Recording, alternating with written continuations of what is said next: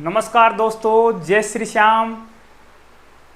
Shyam digital classes के इस digital platform Karma ई study app पर आप सभी का हार्दिक स्वागत है। आज हम करेंगे राजस्थान सेवा नियम, राजस्थान सर्विस रूल्स, जिसमें हमने नियम संख्या 7 का पूर्ण अध्ययन कर लिया था। लेकिन बच्चों की समस्या थी कि सर हमारे नियम तो समझ में आ गया, नियम में जो परिभाषाएं दे रखी थी वो भी समझ में आ गई, लेकिन इसके उपनियम जो 40 हैं उनको याद नहीं कर पा रहे हैं, उनको भूल रहे हैं। ऐसी स्थिति में बच्चों की सहायतार्थ विशेष ट्रिक और संयोजन तकनीकी प्रस्तुत कर रहा हूं। आपके ये काफ़ी लाभदायक रहेगी। आप इसमें कुछ अलग से एडवांस जोड़ना चाहे तो जोड़ सकते हैं, ठीक है। तो अपन शुरुआत करते हैं। ये राजस्थान सेवा नियम 7 हैं, ठीक है। जितने भी अपन आगे नियम पढ़ेंगे वह उसके उपनियम हैं।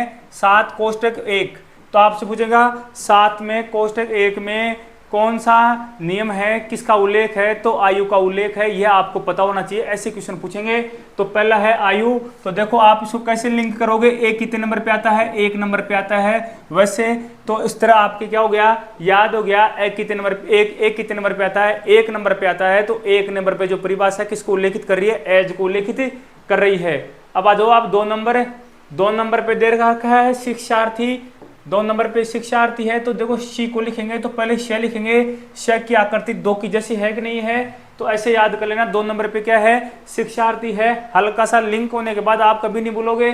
3 नंबर पे संविधान को इंग्लिश में बोलते हैं कॉन्स्टिट्यूशन। और सी आता है कितने नंबर पे, सी आता है 3 नंबर पे। तो इसको भी आप आसानी से याद कर लोगे। 4 नंबर पे है संवर्ग। क्या है, संवर्ग। और संवर्ग का आप ऐसे अनुमान लगाओ, वर्ग है। वर्ग की चारों भुजा क्या होती हैं, समान होती हैं। तो वर्ग है, वर्ग में क्या उल्लेखित होता है, 4 भुजा। वर्ग किसके लिए जाना जाता है, 4 भुजा। चारों भुजाएं कैसी हैं, समान है। तो वर्ग है, तो वर्ग के लिए वर्ग से इसका लिंक कर लेना। तो वर्ग की 4 भुजा होती हैं, उससे मिला लो तो याद हो जाएगा। अगला है 4A, उसमें चतुर्थ श्रेणी सेवा का उल्लेख है, ठीक है। ये 3 आप लगातार याद कर लेना। 5 में है क्षतिपूरक भत्ते हैं। 6 में सक्षम प्राधिकारी है। 7 में है संचित निधि। इनको याद कर लेना। इसके बाद में आप आ जाओ 8 नंबर पे। 8 नंबर में क्या है, कर्तव्य। क्या है, कर्तव्य। कर्तव्य को कैसे करोगे, देखो जो क है ना, क ऐसे लिखा हुआ है, इसको अगर आप पूरा मिला दोगे, इसको यहाँ पे आप पूरा मिला दोगे तो ये 8 बनेगा कि नहीं बनेगा, 8 बन रहा है कि नहीं बन रहा, लेटा हुआ 8 बन रहा है। ऐसे इसको मिला दिया तो लेटा हुआ 8 बन रहा है। तो आप दिमाग में याद रखना, क्या दिखा रहा है हमारे को, क हमारे को 8 दिखा रहा है, उल्टा 8 दिखा रहा है, लेटा हुआ 8 दिखा रहा है। तो क का मतलब क्या होगा, कर्तव्य होगा। कर्तव्य कितने नंबर पे आएगा, 8 नंबर पे आएगा। 9 नंबर पे है शुल्क। 9 नंबर पे क्या है, शुल्क। और शुल्क को कैसे लिखते हैं, देखो इसमें 2 बार ई आ रहा है। कितनी बार आ रहा है, ई, ठीक है। ये सीधा ई है, ई को उल्टा कर दो, क्या हो जाएगा, 9। तो आप इससे लिंक निकालो। जो ई है वो क्या दिखा रहा है हमारे को, 9 दिखा रहा है। तो 9 नंबर पे क्या आएगा, शुल्क आएगा। 10 नंबर पे है विदेश सेवा। विदेश सेवा को इंग्लिश में बोलते हैं फॉरेन सर्विस। तो एफ और ओ है, तो ओ को तो मान लो आप 0, और एफ का जो लाइन जा रही है लंबी उसको मान लो 1। तो 10 नंबर पे क्या है, फॉरेन सर्विस है, विदेश सेवा है, ठीक है। 11 नंबर पे है विभागाध्यक्ष। क्या है, विभागाध्यक्ष। और विभागाध्यक्ष को बोलते हैं हेड ऑफ डिपार्टमेंट। क्या बोलते हैं, हेड ऑफ डिपार्टमेंट बोलते हैं। आपको ध्यान रखना है कि हेड में जो बीच का आई है, लाइन है, वह हटा दो। अब क्या बच रहा है, 11 बच रहा है। तो विभागाध्यक्ष के लिए क्या उल्लेखित है, एच का क्या बना दो आप, 11 बना दो, बीच की लाइन हटा दो, ठीक है। तो याद हो जाएगा 11 नंबर पे क्या है, विभागाध्यक्ष है। इसके बाद में आपको ट्रिक याद करनी पड़ेगी। आगे ट्रिक है, अवमान काल के 15 अवकाश वेतन लिए लोकल मम्मा से लिए। तो देखो एव का मतलब हो गया अवकाश। इस अवकाश का मतलब इंग्लिश में होता है हॉलीडे। क्या होता है, हॉलीडे। अवकाश 2 प्रकार के होते हैं, एक तो होता है हॉलीडे और एक होता है लीव। हॉलीडे का मतलब तो है जो सरकार, मतलब गवर्नमेंट के द्वारा सभी के लिए जो अवकाश होते हैं उनको तो बोलते हैं हॉलीडे।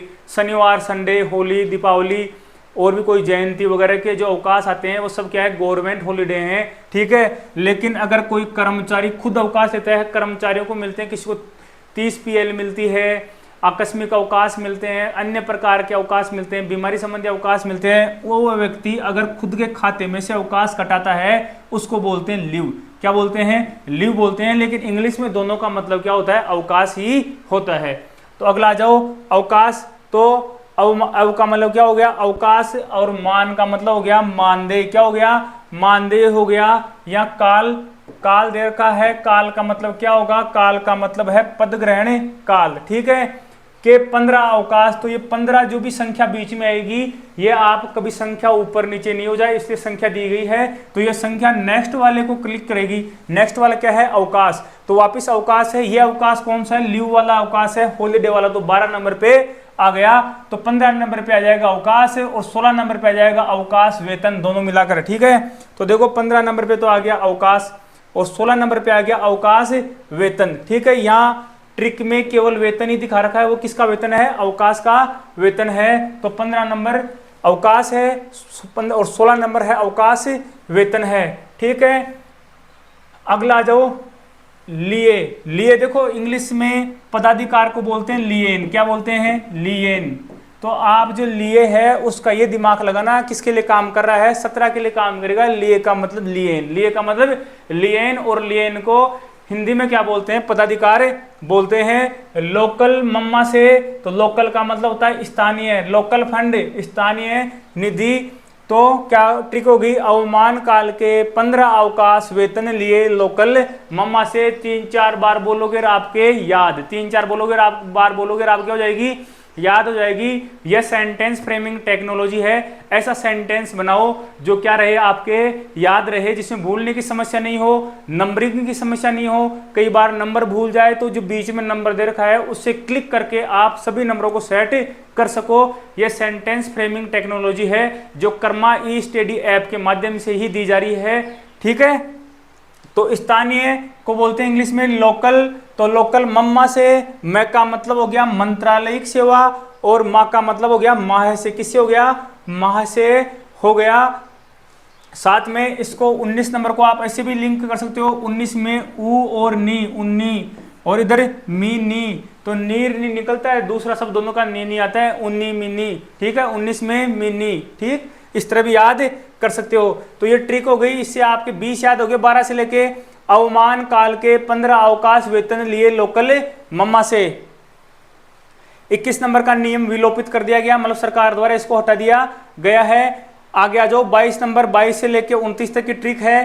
ट्रिक का नाम है स्थापन पेंशन पर 27 व्यक्ति ऊपरी हैं। स्थापन पेंशन पर 27 व्यक्ति क्या हैं? ऊपरी हैं। इस स्थापन में 3 अक्षर छुपे हुए हैं। कितने अक्षर छुपे हुए हैं? 3 अक्षर छिपे हुए हैं। इसको कैसे करेंगे? स्था का मतलब तो स्थाई, स्था का मतलब स्थाई, और पूरे स्थापन का मतलब 23 नंबर आ गया। साथ में जो नयारा है इसका मतलब क्या हो जाएगा? वेतन। क्या हो जाएगा? वेतन। तो आप पहले से दिमाग में क्लिक रखना, जो स्थापन है उसके 3 अर्थ निकलेंगे। पहला तो स्था, स्था के लिए तो स्थाई। क्या हो जाएगा? स्थायी कर्मचारी। ठीक है, स्थानापन खुद का नाम आ जाएगा, इसी को कार्यवाहक बोलते हैं। स्थानापन को ही कार्यवाहक बोलते हैं। ये अपन ने पढ़ लिया पहले ही। स्थानापन को क्या बोलते हैं? कार्यवाहक बोलते हैं। और वेतन, तो वेतन न से क्या निकल जाएगा? वेतन। तो आप दिमाग में ये याद रखना, इस स्थापन से कितने अक्षर निकल रहे हैं? 3 शब्द निकल रहे हैं, 3 उपनियम निकल रहे हैं। स्थानापन पर, स्थानापन पेंशन पर, तो पेंशन में क्या आ गया? 25 नंबर किस पे आ गया? पेंशन पूरा का पूरा आ गया। पेंशन पर,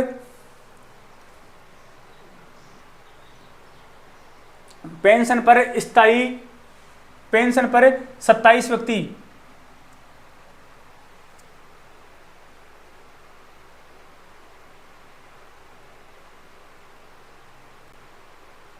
सॉरी,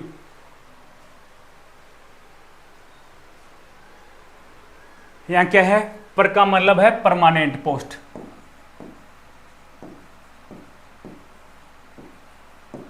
पर का मतलब क्या है? परमानेंट पोस्ट से किसे है? परमानेंट पोस्ट से है। तो ये परमानेंट पोस्ट के लिए उल्लेखित है यहाँ पे। तो पर का मतलब परमानेंट पोस्ट, स्थायी पद हो गया। 27 का मतलब व्यक्ति, तो व्यक्तिगत वेतन किस पे आ जाएगा? 27 नंबर पे आ जाएगा। ऊपरी, उप का मतलब तो उपार्जित अवकाश, और परि का मतलब परिकल्पित वेतन। परि का मतलब परिकल्पित वेतन। ये हो गए आपके नियम संख्या कहाँ तक? 29 तक। कहाँ तक हो गए नियम संख्या? 29 तक हो गए। कैसे याद करोगे? स्थानापन्न पेंशन पर 27 व्यक्ति क्या है? ऊपरी है। स्थानापन्न में 3 अक्षर आएंगे, कौन कौन से? स्थायी, स्थानापन्न और नए से क्या निकलेगा? वेतन निकलेगा। पेंशन आई गया अकेला, पर का मतलब क्या हो जाएगा? परमानेंट, तो स्थायी पद, परमानेंट पोस्ट। ठीक है, ये स्थायी कर्मचारी के लिए था, ये स्थायी पद के लिए है, परमानेंट पोस्ट। 27 व्यक्तिगत वेतन। ठीक है, ऊपरी, उप का मतलब तो उपार्जित अवकाश, और वापिस परि ले लो तो परि का मतलब परिकल्पित वेतन से है। ये 29 तक आपके याद हो गए होंगे। ठीक है, इसके बाद में आ जाओ आप, अगली ट्रिक है, ट्रिक अगली है 30 नंबर से 40 नंबर को कवर करेगी पूरी। परिवीक्षा सेवा, परिवीक्षा सेवा दान मूल 40 विश्राम अयोग्य है, मूल 40 विश्राम अयोग्य है। परिवीक्षा सेवा दान मूल 40 विश्राम अयोग्य है। तो परिवीक्षा, परिवीक्षा का मतलब तो परिवीक्षाधीन हो ही गया। ठीक है, जो वी निकल रहा है उसका मतलब विशेष वेतन, वी निकल रहा है उसका मतलब क्या हो जाएगा? विशेष वेतन हो जाएगा। सेवा से हो जाएगा उच्च सेवा, सेवा से मतलब है उच्च सेवा, जो 4th क्लास से बड़ी सेवा, 4th क्लास से ऊपर की सेवा होती है सभी क्या कहलाती हैं?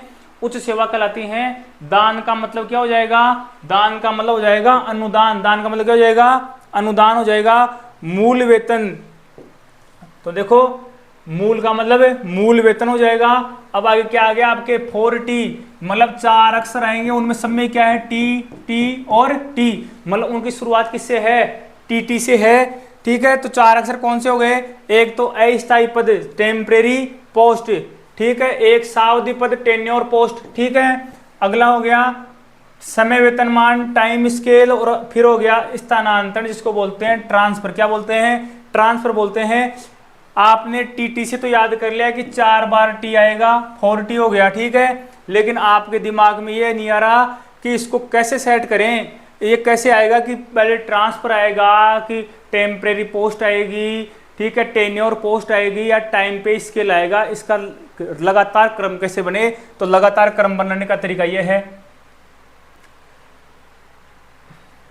एहसास था। आप 4T को उठा दो, सीधा याद रख लो, परिवीक्षा सेवादान मूल एहसास था विश्राम अयोग्य है, मूल विश्राम अयोग्य है। तो 4T का मतलब सीधा ये तरीका से याद रख लो, या तो आप कि जो 4T है उसका मतलब है एहसास था। 4T है उसका मतलब क्या था? एहसास था। एह का मतलब तो अस्थायी सेवा, ठीक है, सा का मतलब सावधि सेवा, स का मतलब समय वेतनमान, था का मतलब स्थानांतरण, था आता है ना स्थानांतरण, तो एहसास था। देखो ए का मतलब तो हो जाएगा अस्थायी, ठीक है, सा का मतलब ए का मतलब हो गया, सा का मतलब सावधि, स का मतलब समय वेतनमान, और था का मतलब स्थानांतरण। एहसास था, ऐसे याद कर सकते हो। ठीक है, अगला है विश्राम अयोग्य।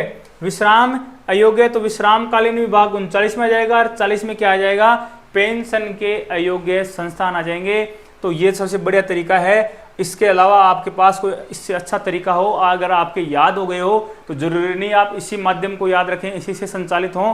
ठीक है, ये क्या है कि कुछ ट्रिक और टेक्निक होती हैं जो क्या है आपके अध्ययन और रटन विद्या है उसको क्या कर देती हैं? हल्का कर देती हैं। ठीक है, तो आप आसानी से अब इसको याद कर सकते हो। कैसे याद करोगे? परिवीक्षा सेवादान मूल 4T विश्राम अयोग्य है। 4T का मतलब क्या है? एहसास था। ए का मतलब अस्थायी, सा का मतलब सावधि, स का मतलब समय वेतनमान, था का मतलब स्थानांतरण। इस तरह याद हो जाएंगे तो आपकी समस्या समाप्त। आपके नियम संख्या 7 के सब नियम 1 से लेकर 40 तक के सारे याद हो गए होंगे। एक बार कॉपी में लिखकर देख लेना, हमेशा के लिए याद हो जाएंगे। खल्लास।